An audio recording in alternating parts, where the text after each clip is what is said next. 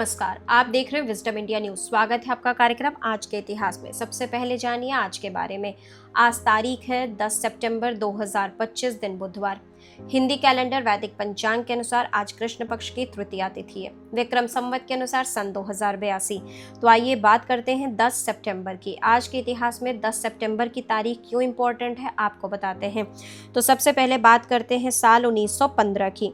10 सितंबर 1915 का दिन भारतीय स्वतंत्रता संग्राम के इतिहास में अमर हो गया। इसी दिन जतींद्र नाथ मुखर्जी, जिन्हें पूरा देश बाघा जतिन के नाम से जानता है, ये वीर गति को प्राप्त की। वे बंगाल के क्रांतिकारी थे जिन्होंने अंग्रेजों के खिलाफ सशस्त्र संघर्ष का बिगुल फूंका और युवाओं के लिए प्रेरणा बने। बाघा जतिन का नाम उनकी शेर जैसी बहादुरी की वजह से पड़ा। कहा जाता है कि उन्होंने निहत्थे होकर एक बाघ का सामना किया और उसे परास्त किया, जिसके बाद लोग उन्हें बाघा जतिन कहने लगे। वे युगांतर दल जैसे क्रांतिकारी संगठनों से जुड़े और ब्रिटिश सत्ता के खिलाफ हथियारबंद क्रांति की योजना बनाई। 1915 में जब वे बालासोर यानी ओडिशा के पास अंग्रेजों से लड़ते हुए घायल हुए, तब भी उन्होंने अंतिम सांस तक अपने साथियों का हौसला बढ़ाया। बाघा जतिन का बलिदान भारतीय स्वतंत्रता आंदोलन की उस अदम्य भावना का प्रतीक है जिसने लाखों युवाओं को आजादी के लिए संघर्ष करने की प्रेरणा दी।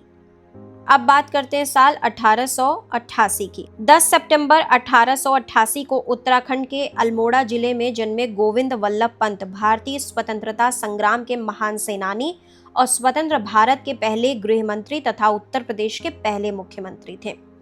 वे अपने अद्भुत संगठन, कौशल, ईमानदारी और राष्ट्रभक्ति के लिए जाने जाते हैं। गोविंद वल्लभ पंत ने वकालत से अपने करियर की शुरुआत की, लेकिन जल्द ही वे स्वतंत्रता आंदोलन से जुड़ गए।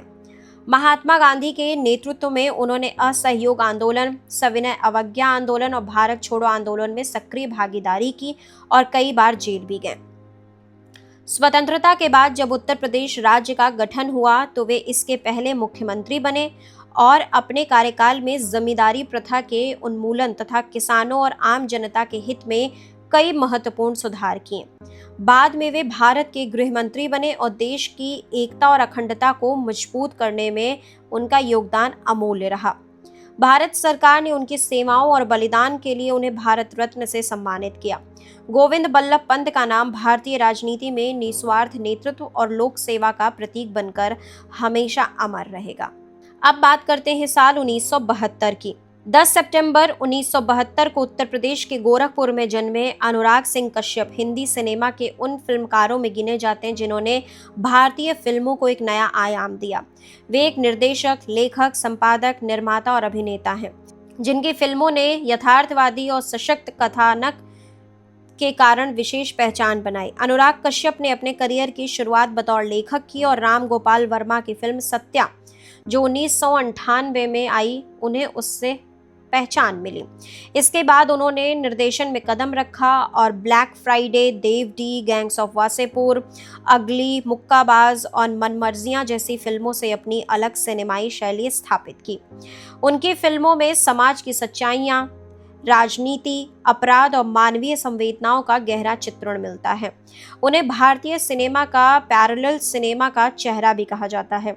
फिल्म निर्देशन के अलावा वे निर्माण और अभिनय में भी सक्रिय हैं और उन्होंने उभरते फिल्मकारों और नए कलाकारों को मंच देने में महत्वपूर्ण भूमिका निभाई। अनुराग कश्यप को गैंग्स ऑफ वासेपुर जैसी फिल्मों के लिए अंतर्राष्ट्रीय फिल्म समारोह में भी सराहा गया। वे आज भारतीय सिनेमा में नए विचारों और प्रयोग धार्मिकता के प्रतीक माने जाते हैं। अंत में आपको जानकारी दे देते हैं कि आज वर्ल्ड सुसाइड प्रिवेंशन डे भी आज ही के दिन सेलिब्रेट किया जाता है। हर साल 10 सितंबर को विश्व भर में विश्व आत्महत्या रोकथाम दिवस मनाया जाता है। इस दिन का उद्देश्य आत्महत्या जैसी गंभीर सामाजिक और मानसिक स्वास्थ्य समस्या के प्रति जागरूकता फैलाना और लोगों को इससे बचाव के लिए प्रेरित करना है।